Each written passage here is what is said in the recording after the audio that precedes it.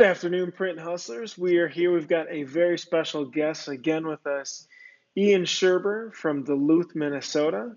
All of Duluth screen printing. You're repping it right Yes, on the baby. sleeve right there, or on the pocket. Yeah, I like it. Yeah, First of all, Ian, thank you so much for being able to join us. no problem. It's a pleasure. I love being able to obviously reach out in the community and talk to people that are involved with the print hustle themselves, and also, speaking with you on a great product you have. We love it, so it's an honor. Thank you, thank you. I really appreciate that. First, you're a young guy. How old are you right now? 24, Okay. 24. Yeah, I've And got a few I feel months. even weird saying that just because I'm only 29, but at the same time, I mean, you're just coming out pretty fresh too. So you're running a print shop though. First of all, just tell us about the shop. Like, what is it Yeah. right now? So Duluth Screen Printing up in Duluth.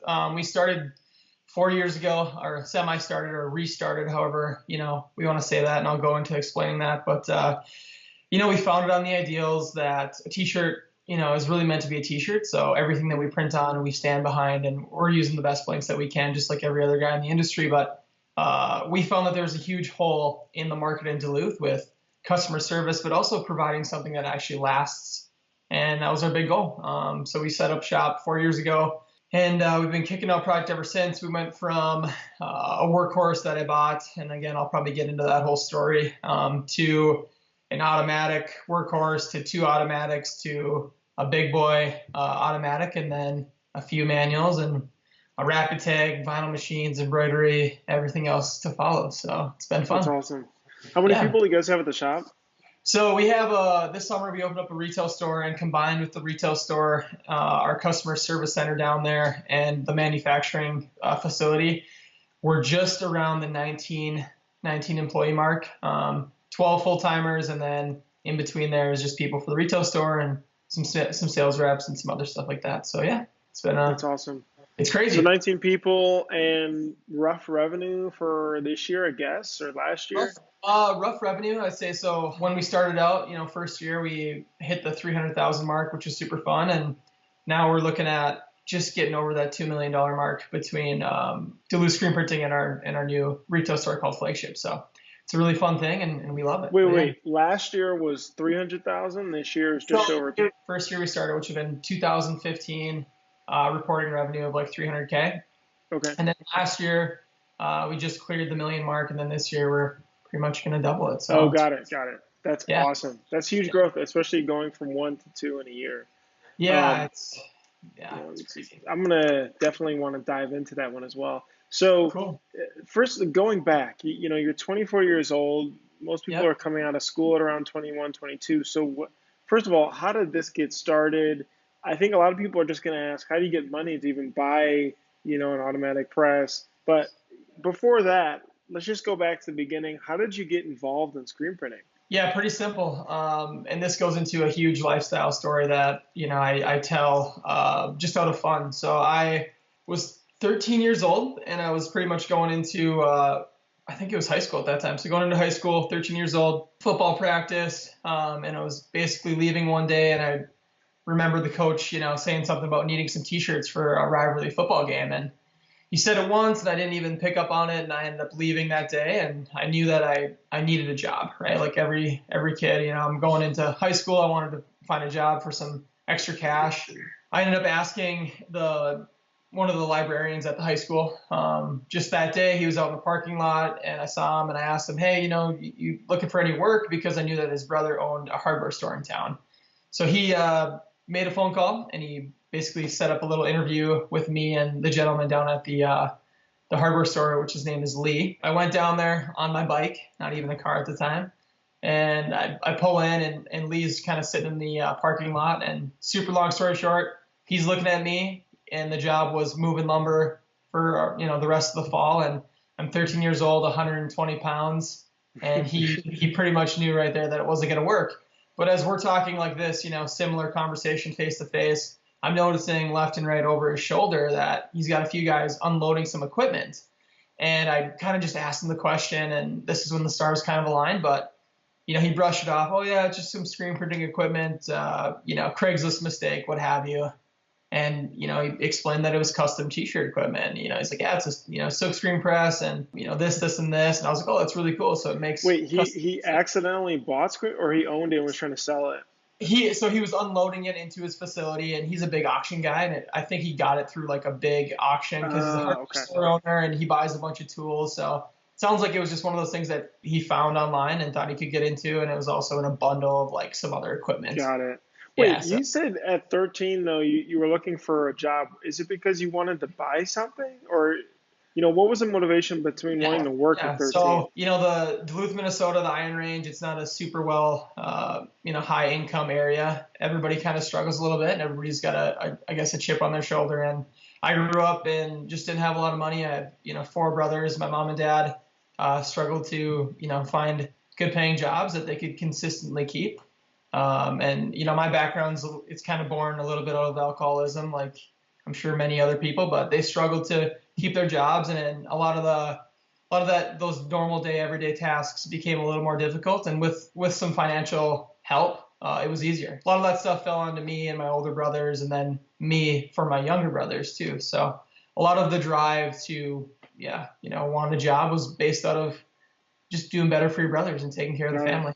Yeah. That's awesome. Yeah, thank you. So just to zip it back in, but I met Lee and he basically was, yep, this is screen printing equipment. I don't have a job for you. You're 120 pounds. I'll see you later. And I left. Next day at football, again, the coach was looking for shirts. And I piped up and I was like, yeah, I can do it. I can make you some t-shirts. And I was, again, freshman on the football team. Shouldn't have been talking to the head coach, and I was. And he's like, all right, well, get me a quote, I guess. So I go home, fake quote, looking up what Custom Ink's, selling merch for. And this is 2009, basically, going in 2009, and looking up some stuff. And I end up 3-color print, Gildan BFT, like $475 a piece for 200 shirts. Just giving him kind of a sweet little deal. And I slide him the piece of paper, and he kind of chuckles a little bit and signs off on it. And he's like, all right. So I took that piece of paper, basically a purchase order, walked down to the hardware store and talked to Lee and was like, hey man, I think we can make this work. And he just had that big grin, like, turn this kid away. And he comes back 2 days later with a purchase order for 200 t-shirts. And from there, it was a serendipitous. Wait, did you write that? Did you print out a blank invoice or something, or did you just write it on a piece of paper? It was like, I Googled like fake purchase order or quote. And any online thing I could find, I filled in all the information just so that my coach could sign off on it, and it looked semi-legit. Right. Yeah, it was pretty funny. So I hustled that, and he accepted went back to the guy with the equipment. Right back to the guy with the equipment, and he accepted it, and that started a really cool relationship where I was going in freshman year, and I was involved in some sports, and Proctor is kind of known for not having, Proctor High School where I went is known for not having a bunch of school spirit. So at least at that time, there just wasn't a major apparel provider or that small town embroidery or silk screen shop. So for us, it worked really well because I was able to get in as a freshman and start creating, school and spirit wear for my peers, for the sports organizations. How much was the equipment and what was it? Yeah, it was 4x4 workhorse and just a 4-foot chamber dryer, and that was really it. It's all we really needed. Little buddy or? Little buddy, basically. Yeah, That's little awesome. buddy. Yeah. What about, did it come with like a booth and all that, like a washout booth and exposure? No, and so stuff? this, like all this stuff was just basically, he kept it at his facility, and I just worked with him through high school is what I'm getting at. And he had it at this little facility, and he had enough stuff to make it work. And it was a pretty good setup because he's a pretty handy guy. They're hardware store owners and they're entrepreneurs themselves, and they found ways to make everything work. And it was a really great experience for me when it comes to printing, just because I wasn't using horrible equipment where it was extremely frustrating. But I also wasn't using top-notch stuff, so I learned a lot. How did you learn about the screen printing piece then? Like, did he show you or just YouTube? YouTube, because he's going, it's Craigslist mistakes. It makes custom T-shirts, and I'm like, I can sell these. I already did it. I got to YouTube how this works. So I'm doing all my back-end knowledge, research. Just like Catspit and Ryanet videos? And... Right, the traditional way of doing it. So those guys are showing up on YouTube, and I have no idea how this stuff works, and they're providing a great little insight as to how the whole system of screen printing can be built. And It was really cool. I learned a lot. But then through Lee himself, I learned a bunch too. So yeah, so through him, I learned a bunch, and it was really cool. And that was for 3 years, 3 years, 4 years, kind of going Wait, throughout high did, school. did you end up printing that job for 200 shirts? Yeah, yeah. And And were it they was like, happy with it? And so, it was a super dusty facility, and they were just white t-shirts, and it was probably like a great experience, but also, if you dropped a shirt, you're losing, a few bucks. So they were happy. We got the order fulfilled, and I learned a lot from it. But I remember like just our spacing on our registration. We designed something that had like, eighth inch or maybe even a quarter of an inch spacing between the colors, just so that we didn't have to have super tight registration. Just kind of oh, getting that's away. smart. Most Yeah. people wouldn't even think about that, you know. No, and it worked. It was really cool. But I spent my time at Proctor High School for the next 3 years just developing those accounts and working with the school and working with the organizations that I was a part of. And this is super funny, but Live Strong was big at the time, and I ended up basically copying a Nike shirt to an epitome of what Nike would be. And it's Proctor Rails, the mascot's a Rails, which is train. It's a railroading community. Hmm. And I basically took the Nike symbol and remade it into a train. And then instead of it saying Live Strong, Rail Strong, did this little thing just to make some cash. Basically, while I was going to school, selling it to friends. The school loved it. They put it in the library, started selling a bunch of apparel, and they end up like adopting Rail Strong as the school motto, and they end up paying me like $5,000 just to like, Really? yeah, it's just crazy, like this crazy cool little experience that I had a When blast. did they buy you, or when did they buy that from you? 2 years after I left school. And So who put out 5 grand? but the school did. The school is like basically the board of directors at the school, because they're like, well, how does this all play into who owns and who generated this idea? It was a little wishy-washy because this is a 6-year-old term that I kind of coined and developed and knocked off, whatever you want to say. And the Sure. school ended up loving it. And I think they felt like they didn't own it outright. And I never said anything to them, but they contacted me and were just like, hey, we're looking at getting rid of this. And this would have been like the end of my freshman year in college, kind of going back home is when I kind of got the meeting with those guys to discuss just dishing that off. So it's kind of That's fun. awesome. How did Yeah. you, so were you still printing in school or just during the summer, like at college So or? all school long. So yeah. So take you through high school really quick. I printed all school long. Loved it at night in between hockey games and baseball games. Whenever I had time to go print, I would early in the morning, late at night, anytime. Printed all summer long. And then it's senior year, and I'm basically I want to have a little bit of fun, but I'm making really good money doing the printing, and I was up in the air as to if I was going to go to college or not, just because a lot of my peers didn't go to school afterwards, and everybody just kind of got into the labor force, and I didn't know what I wanted to do, so I actually went and I brought a packet, and this is just really really funny, and I'll try to circle around back on it, but I brought like a packet of basically all the purchase orders, all my sales, all my accounts to a local screen printer in town. And I asked for a job because I didn't know if I was going to go to college or not. And I just said, hey, I graduated in May and I'm looking for a full-time job in sales. And I'm 17, and these guys wouldn't even open up this book of customers. And at the time, it was probably worth $85 to $100,000 in just, in accounts, which isn't a Sure. ton, but it's of course a lot. And, Yeah. every customer Well, counts. and you So could talk the talk too, and plus being as probably not a large city, there's for you can sure. really tap it. Yeah, and that's kind of where it was really interesting is they just didn't see the value in it and didn't give me the time of day. And I can tell you right now, we're kind of a big thorn in those guys' sides in town these days. So it's Are kind they of still are they still in business? yeah, they're still in business. They're That's funny. the big dogs in town. And one of their main sales reps is the guy that I actually met with when I was 18. And it's just kind of a funny communication thing that I have with him whenever I see him, and we kind of chat about that. So it's funny. That's funny. Then instead of going to work, did you go to college or what? Yeah, so I was loving the business stuff, and screen printing really allowed me to fall in love with design, actually printing, and then talking to people. I didn't Sure. really realize how much I actually loved just customer service and communicating with people and seeing how they can take a product or an idea and actually provide it to them. So I had a blast doing it, and that opened the door as for college to be a possibility, just because I didn't really know. So I took off to St. John's University, which is just 2 hours south of Duluth in central Minnesota. And I took off and started my track to entrepreneurial minor and then a global business major. So I also thought I was done screen printing. I thought about it for a long time and I was like, hey, this was super fun, but I'm going to go to college now and I'm going to take off and go study. And this is so funny, but I end up getting to school and it's maybe 2.5 weeks in and I'm sitting at my desk just like this, typing away on some homework, and I get an email and the school's like, hey, you owe $19,000 in tuition.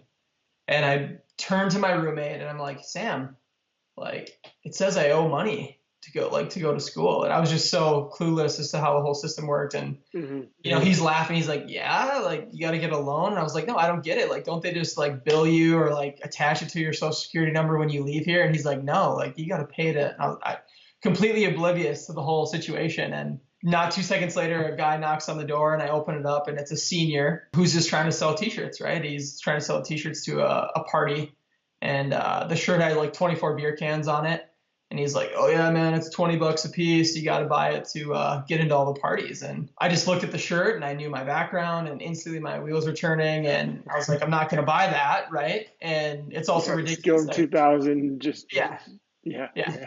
He's trying to sell, all these t-shirts. And if you're 18 years old and on a college campus and you're crossing out beer cans on your shirt, you're going to get in trouble. Right. It's a dead indicator that you've been drinking. So I ended up developing with my roommate at the time, just a regular Comfort Colors pocket tee.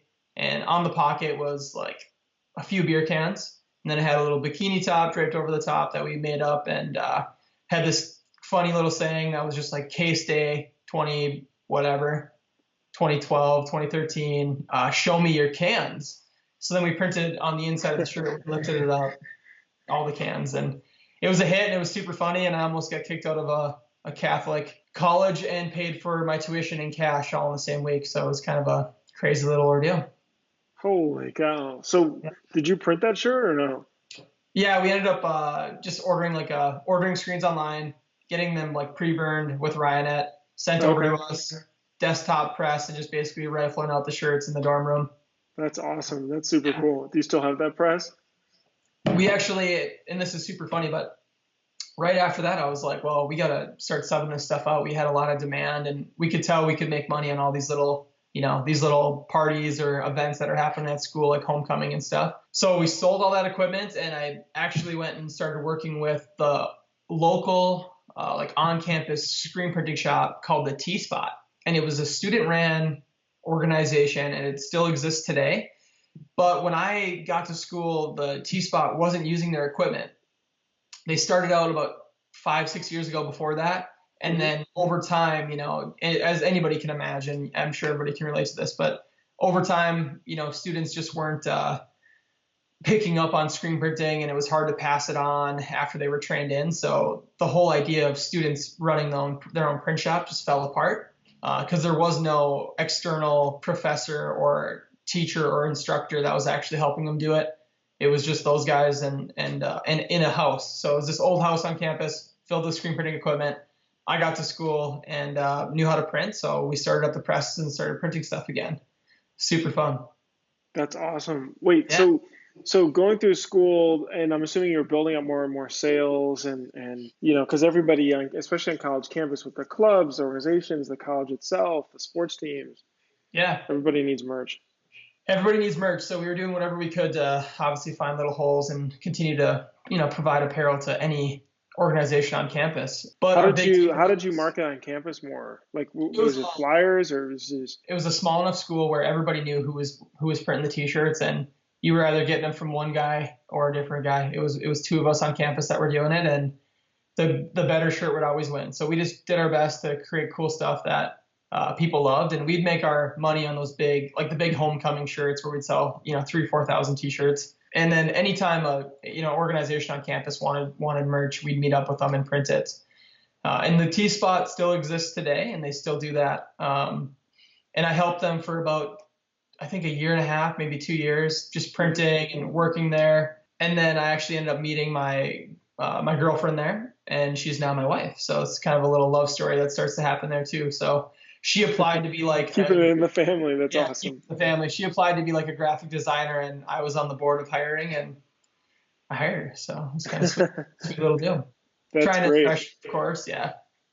That's Um, great. So wait, so right when graduating though, did you go full time at the business, or like when did Duluth screen printing kind of start after that? yeah. So we ended up, so Mary and I started dating probably 6 months after she started working there. And, we both wanted to start an outdoor clothing company. We both wanted to start sewing like heavy duty canvas backpacks and luxury goods. And we're in a city right now with a company called Duluth Pack and Frost River. And those guys are, some of the best wax canvas, heavy duty backpack manufacturers in the world. Hmm. And I was really inspired from them coming from Duluth, and I wanted to do it in a different way. So Mary and I started a company called Neverest, leaving the T Spot, and started our own business. And we Hmm. started manufacturing backpacks out of recycled or reclaimed materials. So stuff like used leather that might have like scars on it, where they wouldn't click it out and use it as a piece. Instead, they'd throw it away. We'd find that leather and we'd call a manufacturer, and they'd ship us, all this stuff that is technically defaulted, but it just has a really cool story. So our goal was to start selling backpacks that all together had a lot of really cool materials and told a really unique story. Do you still do that now? So super crazy. And this is kind of, getting into your question as to how Duluth screen printing and everything got started. Mary and I ran the business for 2.5 years, and we hit like $70,000 in revenue over like 3 months. And I looked at her and I was like, hey, we got it. We got a year and a half left of school. I think we should drop out. I think I should drop out, take this full time. Like, this is our opportunity to make something really cool.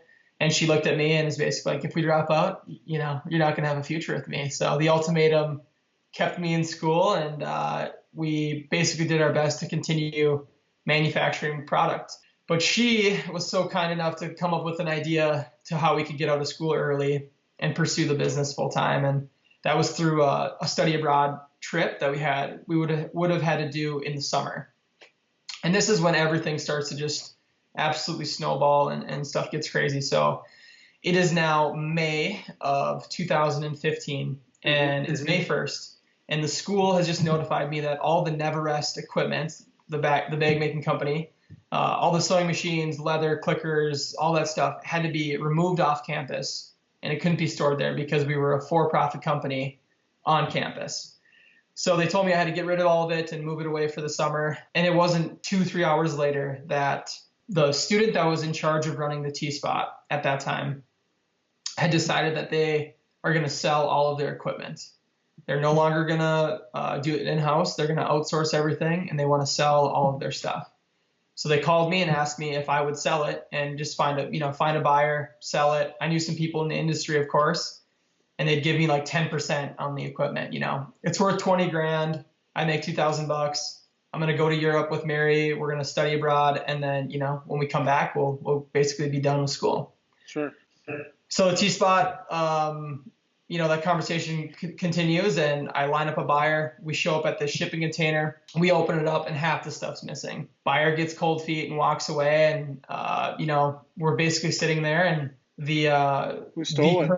Or was it even included? It was basically what happened is, like I said, it was in this old house, and the school demolished the house, and they had to get rid of all the stuff. And when the school went in to do that, they just ended up throwing a bunch of the stuff away. I think they had in a document, they had like 82 gallons of ink, unused, unopened. I remember just seeing them, like a massive value, to this guy. And they had a workhorse quartz dryer that was 8 feet long, a 6.6 manual, an iMac desktop, just a bunch of really great equipment, a vinyl cutter, you name it. I mean, it was basically a little print shop, right? It was a great little setup, but half the stuff was missing. The guy got cold feet, and I had $4,000 in my pocket that I was taking to the bank to pay for our flights and basically our down deposit for studying abroad.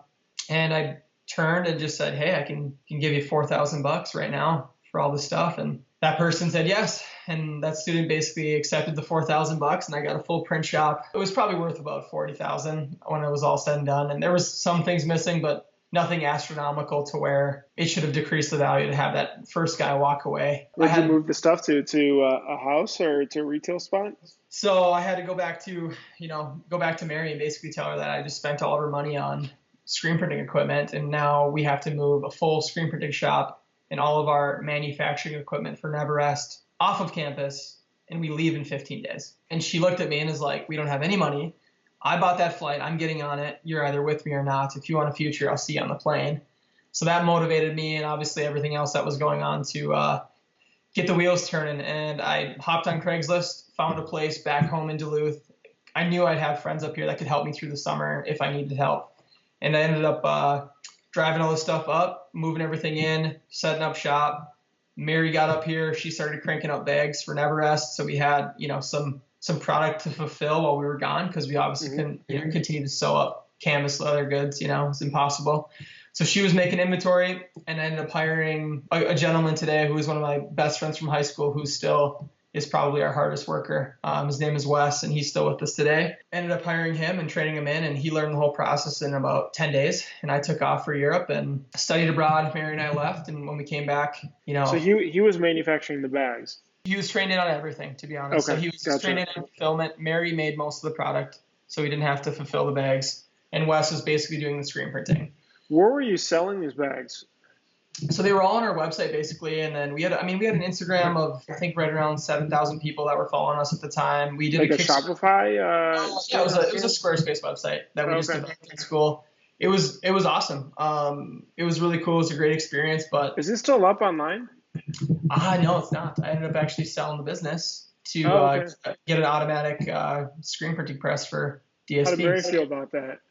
She felt relieved, believe it or not. She wasn't sewing anymore, and like I said, that's more of the love story that I'll get into. But it was just kind of this crazy experience. And long story short, I took off. We took off together. We went and studied abroad, and we came back. Business was doing great, and I ended up I took an SEO class like sophomore year of college, and I bought a bunch of domain names. Duluth Screen Printing was one of them, and I was just so surprised that it wasn't taken. And Duluth itself carries a really strong, rich name to it. Especially if you're from the Midwest, or maybe even just Minnesota in general. It's really rich in just hard work, manufacturing, mining. It's a big freshwater port. It's a really cool city, and that name carries a lot of strength and weight to it. And I knew right away that was the brand that I wanted to develop.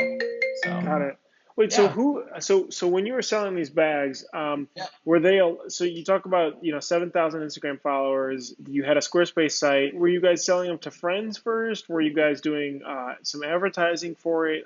How were you selling the bags? So super long story short, we launched a Kickstarter campaign. Like I said, that was our first boost. We wanted to raise $15,000, and the whole goal was to buy enough time and money so that we could graduate with some funds to really get the business rolling with that Kickstarter. That was mainly friends and family, but the first initial push on Kickstarter was probably $3,000 or $4,000 on that first day, and Kickstarter put us to the top page, and gravity took its course. And so, so you created I'm assuming a video for that, and that shows up, and then. What did people get when they donated? Like, it was like gradual.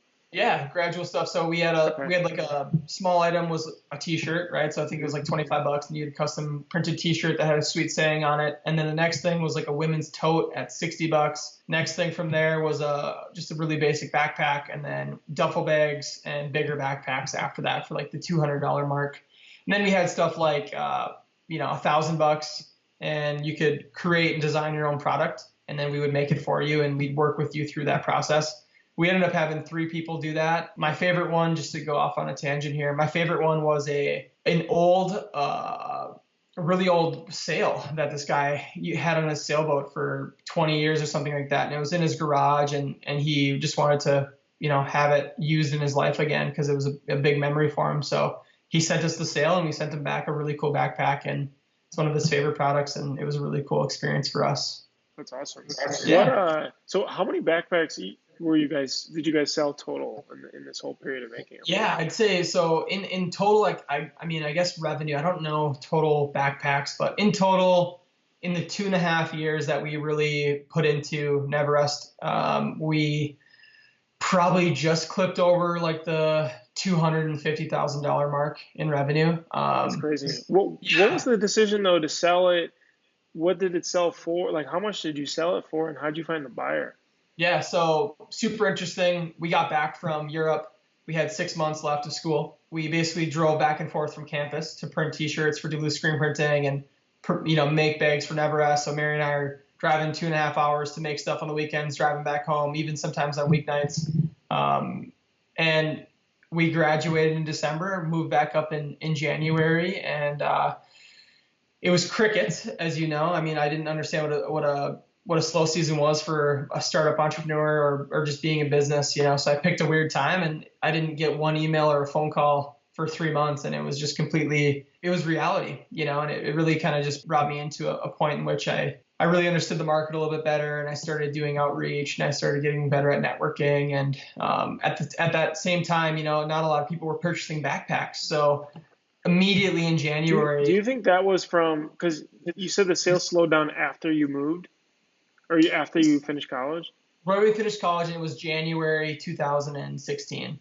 So crickets, right? Like, I mean, we live in a pretty cold climate. I mean, it was probably 0 degrees out for 65 days. Did that Up. happen the January before? No. So in the January before, we weren't, and this is kind of interesting. The January before, I was mainly doing the backpacks. You know, I didn't really have a massive start on Duluth screen printing, so there wasn't a huge. I didn't have the knowledge as that was going to happen. You know, a slow season was going to hit. I was just still, I was going to school. You know, wasn't used to Got it. it. Got it. So it's out now. It's full time. It's like it's you Full got to time. hit the road or yep, Every yep. day, you know, every day we show up at work, and it's Mary and I, and we got it was a 1,500 square foot facility, and everything was there, and there just wasn't emails, nothing was coming in. I didn't know enough to go out and cold call people. I just did my best to stay positive and continue to outreach and do emails and set up meetings and just hustle. You know, that was my biggest goal. But we live in a big hockey culture up here, and I was just really surprised that we weren't picking up any of those orders, and no one really Wait. knew. I'm sorry. This is the screen printing side, not Yep. the Yep. This okay. is The the screen back. side, Okay. and So as well as just the bags too. Yep. so the backpack side, really quick. You wanted to be able to sell it, right? So you did decide, hey, we want to sell this business and just focus on the screen printing. How did you find a buyer for that? Super simple. I mean, it was a few trade shows, really. So with Neverest, it being an American-made product, I went to a few trade shows and pop-up booths where we had the merchandise, and we were meeting with customers and people that would Hmm. want to stock our products. And we had one gentleman that was interested out of Tacoma, Washington, and then we had one gentleman that was interested out in Maine. Basically, I told those guys, you know, after that slow season in January of 2016, March hit, and Duluth screen printing took off. We were busy nonstop for 6, 7 months straight, to the point where we were printing 16-hour days, and Mary was exhausted and I was exhausted, and we couldn't sew bags anymore. You know, the cost of a product just our cost on it was like $62, $63. Hmm. So carrying that inventory was really difficult, and finding wholesalers was really difficult. So DSP was taking off and skyrocketing, and you know, we could tell that it was really taking a lot of our time. And Neverest kept, you know, the market stayed the same, and we weren't making enough money on it. Got We it. did So one it's just last. hard to focus on both, and it was Yeah, expensive. yeah, it was Hmm. super expensive, super expensive. And so this guy that you talked to at the show, he just Yep. said, "Hey, do you want to just buy the business outright, or?" He asked a lot of questions. You know, how'd you get into it? What's going on? What are your problems? And here's the ticket. He owns a manufacturing facility where they pump out products for a bunch of different companies. And I told him that was our issue. That was his strength. So he's like, I see the opportunity here. We can capitalize on your Instagram and, you know, your outreach and stuff. So they ended up purchasing the rights to sell the backpacks and the branding for just under $13,000. You know, it was basically what I had into a few loans, and I just wanted to move the company for what it was worth. And I thought it was a great deal, right? It was a huge success to me because DSP was just absolutely blowing up, and we were getting orders left and right, and we just didn't have the time for Neverest anymore, and it made a lot of sense. So we used that money to buy an automatic press, pretty What much right at automatic did the you same buy? time. We got a Freedom Express from Workhorse. It was a 6.8. We had a super small shop, so looking at different presses, it was the best fit. And the flashback units at the time were a really interesting idea that I never saw. You know, I never saw in person, but I was like, I get it, right? If you can have this be a full 6 color press, it makes a lot of sense. And I think the square foot, on the press was like, it's like 8 foot, 9 or something. It's just super small, so you could fit it anywhere. So you hired Wes as the first person. Who else did you hire as the first couple of people in the shop? Yeah, so we hired Wes, and then we hired a few for Neverest. We hired a few seamstresses and stuff. And then when we sold that, we basically converted those people into production. I was basically super busy, just answering emails, talking to people on the phone left and right. And Wes was doing a good job with printing, and I would help him print, and Mary would also help print. Then right after that, I ended up getting an intern. And this is kind of he's basically my VP in the company.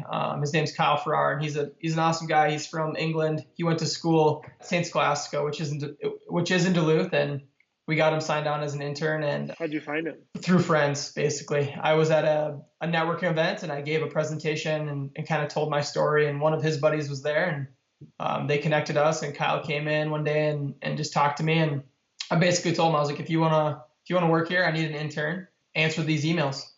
That's all I said, because I was super busy and running behind, and I needed to print some shirts. It's like, if you can, formulate some great answers and look at what I usually say, and you can answer some emails, you got a job here. So he did that, and he's done an amazing job ever since. And he's been with us for just over 2 years doing that exact same thing. So going back to hiring the first few people, so Wes was managing or was printing, it sounds like, right? And then the first few people. The other people were also either printing or counting in or shipping, just like everything production focused. Yep. So you had 3 people in production. You had you two, Mary and yourself in front. Who was doing the artwork? And this is just so funny to even like think back on. And to be completely honest, it was like no one was doing artwork. We didn't provide mock-ups to our customers. We barely could learn Photoshop to get it onto screens. Like, it was, I have no idea how we even got by. I just look back now, and I laugh, because people were so, I don't know, they were so trusting in us doing a good job, and maybe they wanted to give us a shot, but we just had no artwork, and there was nothing. It was crazy. So we always we'd sub out artwork to other people, family and friends. We would require them to have artwork. And then we would use like a digitizing service. What you could do to just get it done and keep moving.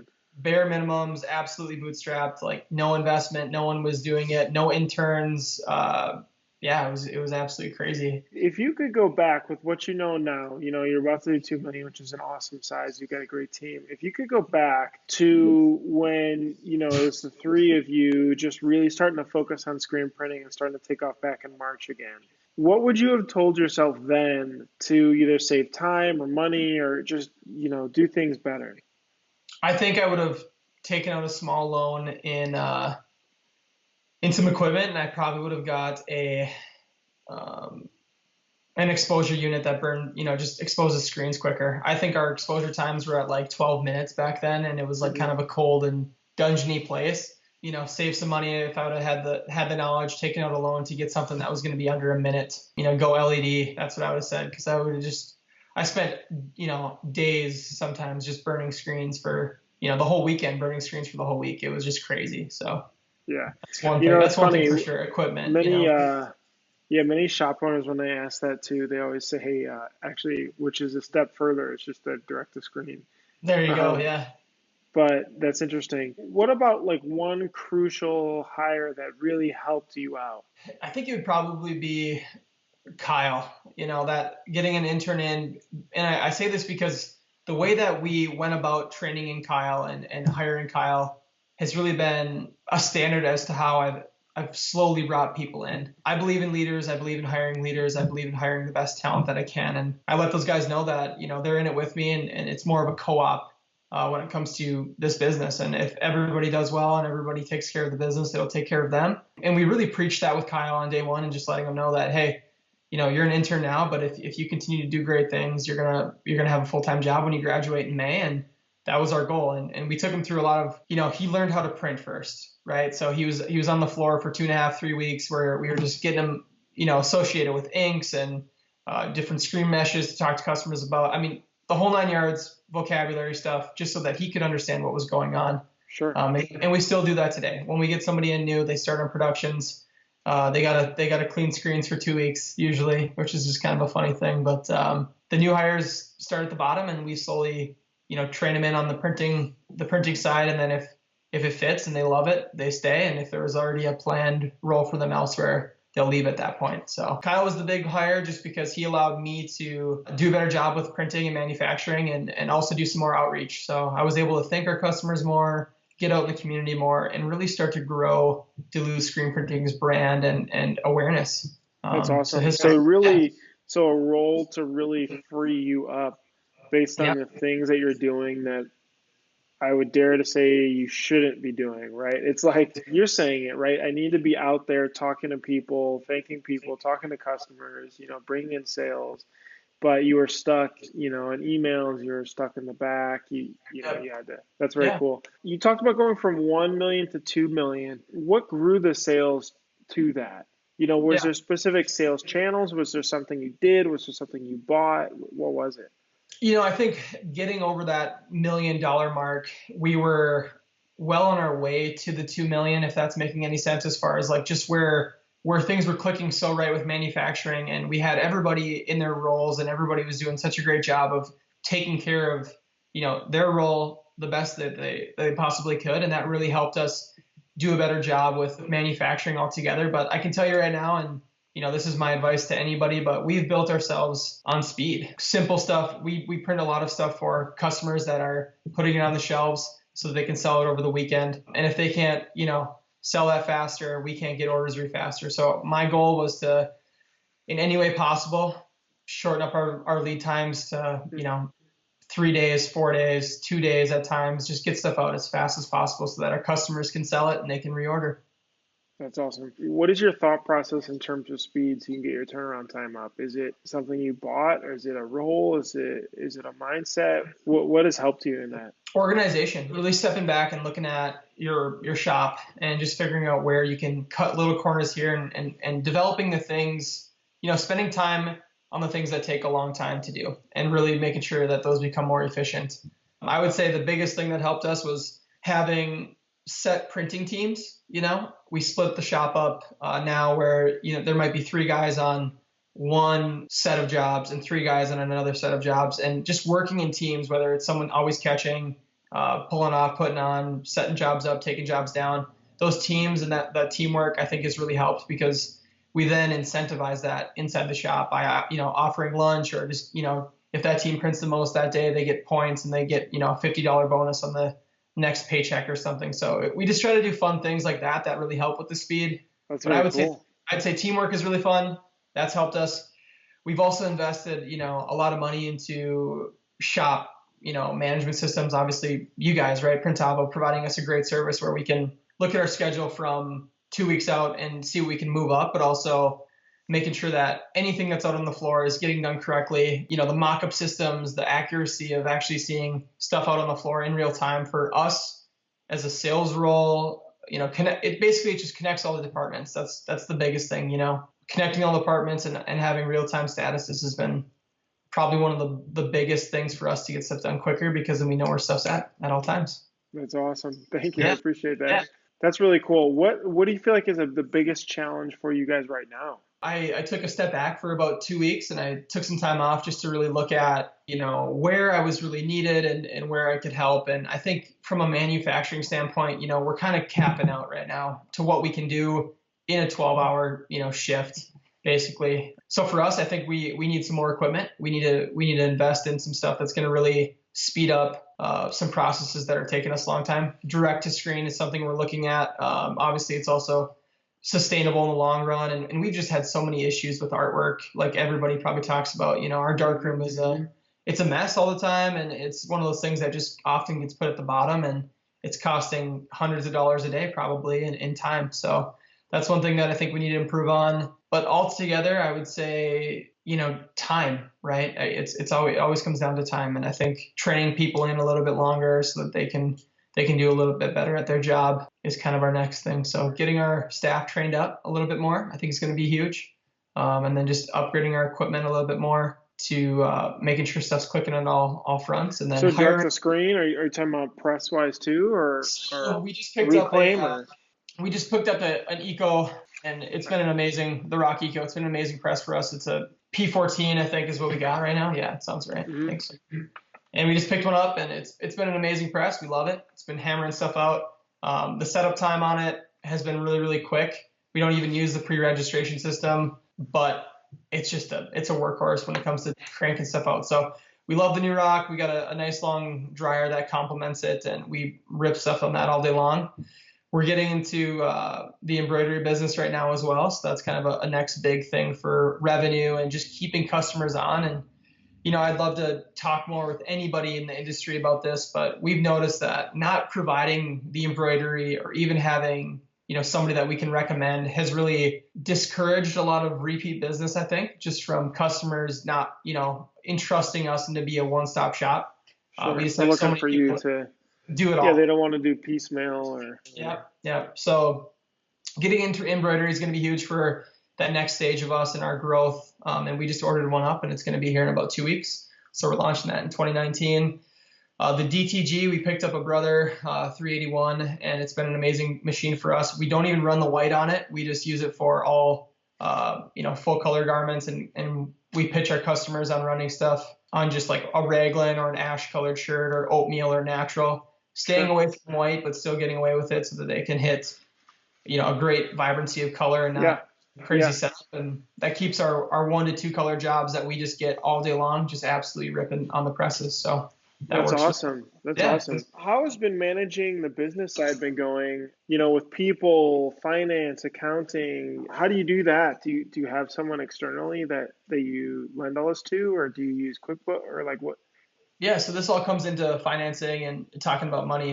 You asked me how does somebody acquire funds to run a shop, and we've bootstrapped since day one just by long hours hustling like every entrepreneur does. But immediately right away when I graduated school, I knew that accounting and finance was going to be it's my biggest weakness. And the entrepreneurship classes that I took, a lot of the stuff that I took away from that was finding your strengths and running with them. So I sought out an investor or a partner or somebody that I could, rely on to do the accounting and also help with finances, just because it was one of those things that I knew that if I had to put my time and energy into it, we wouldn't go anywhere.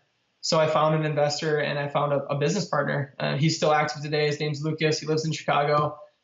He's actually Adam Thielen's football agent, which is kind of a sweet little deal. So we can cheer on the Vikings from afar and get some of their accounts too. We print some of his merch, which is really great. But I found a guy, Luke Weiss, and he's the man. He's been basically a co-owner and an investor, and he runs all of our books and makes sure that when I want to do something, he makes sure that the numbers check out so we can do it. So it's an amazing experience. So when you first, like right when you graduated, you reached out to him. First of all, how did you find him? Through school.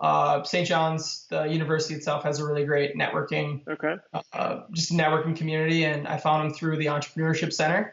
I told them right away, hey, I'm looking for somebody that, might be a CPA accountant. And they're like, oh, yeah, we got a few Johnnies, we're the St. John's Johnnies. And we got a few Johnnies that we'd recommend. And he came up, I met with him, told him what I was looking at doing. And he's like, yeah, I'd love to help. So it was really cool. And he was, I think he's 27, so he's pretty young.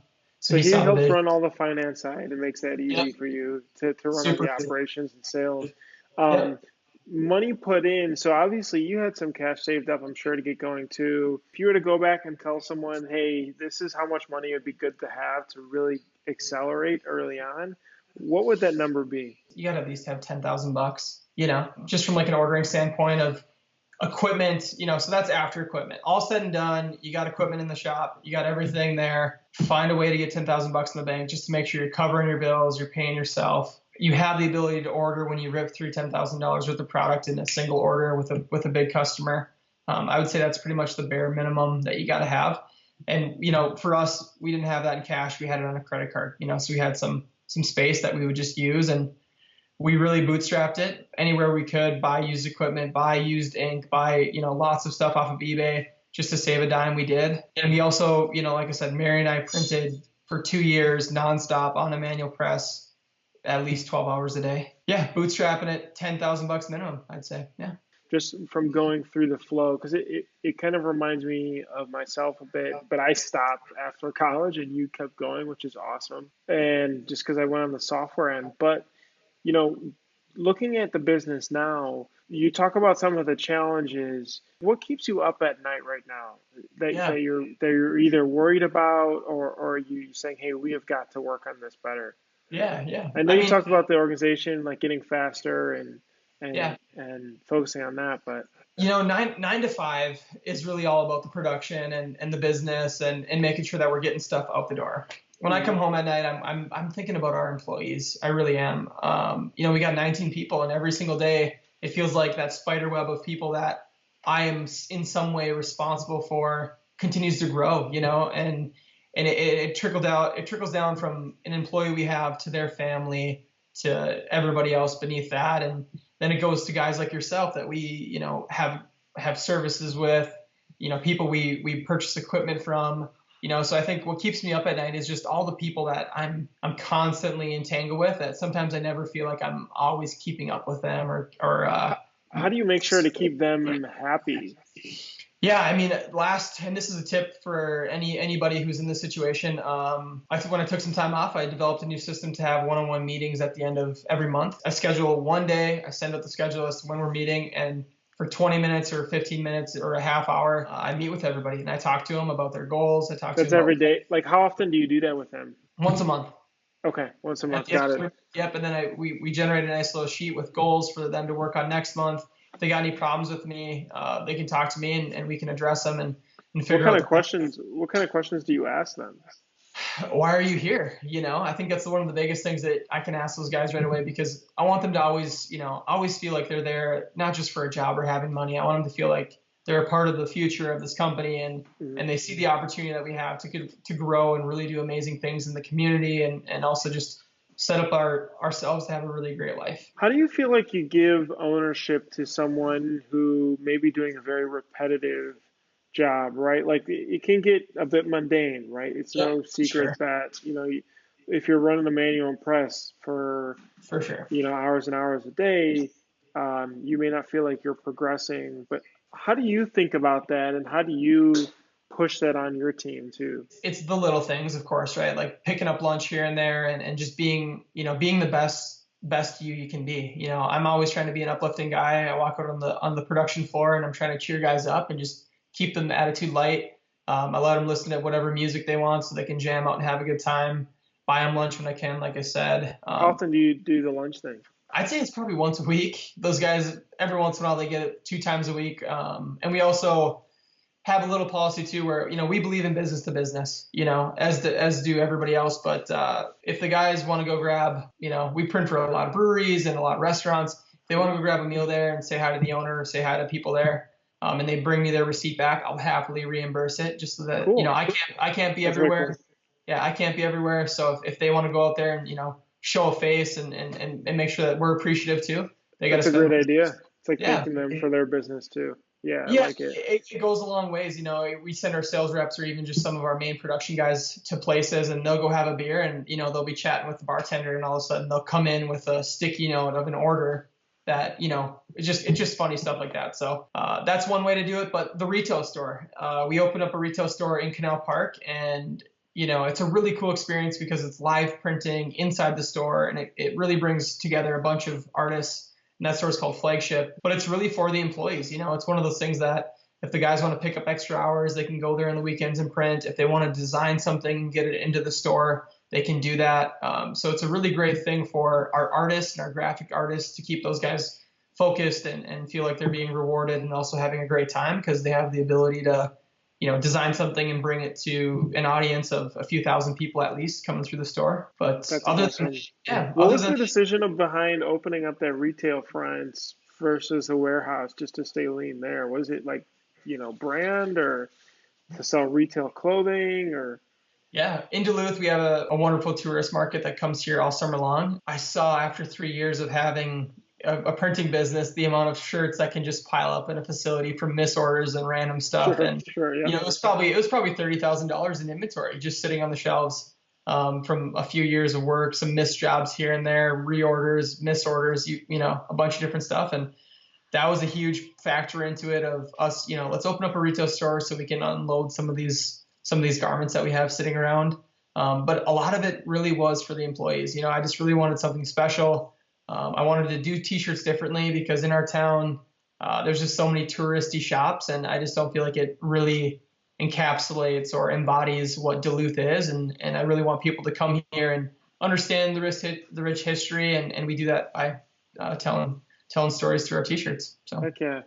Awesome, Ian. Thank you so much for spending some time with us today. I yeah, know that's it's been great. quite a ways, but you've got a super interesting story. You've got an awesome Instagram that we follow as well. You've got a Yeah, appreciate really it. nice, clean website as well. So I love everything you guys have going on there. So I appreciate it, and I hope I get Yeah, to make it to Duluth as well. anytime. I got a place for anybody to stay if they ever let me know. So just come on up. Take care of you. Perfect. Awesome. Thanks, buddy. I appreciate it. Yeah, no problem. Thank you. Bye. Bye.